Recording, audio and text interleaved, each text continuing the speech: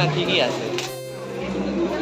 যে বান্ধবীটির বিয়ের মেহেন্দি পড়াতে গিয়েছিলাম আমি, সেই বান্ধবীটির আজ বিয়ে, তাই রেডি হয়ে বেরিয়ে পড়লাম। আর এই যে বিয়ে বাড়ি গেটের সামনে চলে এসেছি, গেটটা সাজানো বেশ ভালোই হয়েছে। চলো এবার আস্তে আস্তে বান্ধবীর কাছে যাওয়া যাক। এই যে চলে এসেছি, ওর সাথে দেখা করবার পরেই বললাম আমরা যে গিফটটি এনেছি সেই গিফটটি এক্ষুনি খুলে দেখতে হবে, তাই জন্য ও খুলে দেখছিল। আজ থেকে সুমিতা বলে একটি বান্ধবী বলছে যে তোর জন্য বান্ধবী কাচের বাটি নিয়ে এসেছে। ও বলছে কাচের বাটি নিয়ে আসলে ওই বাটি দিয়েই তোদেরকে মারবো। এইভাবে হাসি ঠাট্টা করতে করতে ওর গিফটটা পিটা খোলা হয়েই গেছে। গিফটটা যখন ও খুলে দেখলো তখন আমরা ওকে জানালাম যে কেমন হয়েছে। ও বললো খুব সুন্দর, পছন্দ হয়েছে। ওটা দেখে তোমাদের কেমন লাগলো বন্ধুরা কমেন্টে সবাই অবশ্যই জানি। ওর সাথে কথা বলবার পরে আমরা চলে আসলাম বাইরের দিকে, আর বাইরের দিকে এসেই আমরা সবার প্রথমেই নিয়ে নিলাম পকোড়া। আর বৃষ্টির মধ্যে পকোড়া খেতে কিন্তু দারুণ লাগছিল আমাদের বন্ধুরা। এরপর আমরা সবাই মিলে চলে আসি বান্ধবীর বরকে দেখতে। এসে দেখতে পাই তখন বিয়ে পড়ানো অলরেডি শুরু করে দিয়েছে। বন্ধুরা এই মুহূর্তে তোমরা যারা বিয়ে করবা ভাবছো, এই বর্ষার মধ্যে বিয়ে করবার কথাটা মাথাতেও এনো না। ভিডিওটা কেমন লাগলো কমেন্টে সবাই অবশ্যই জানি। বৃষ্টির জন্য ভিডিওটা আর কন্টিনিউ করতে পারলাম না বন্ধুরা।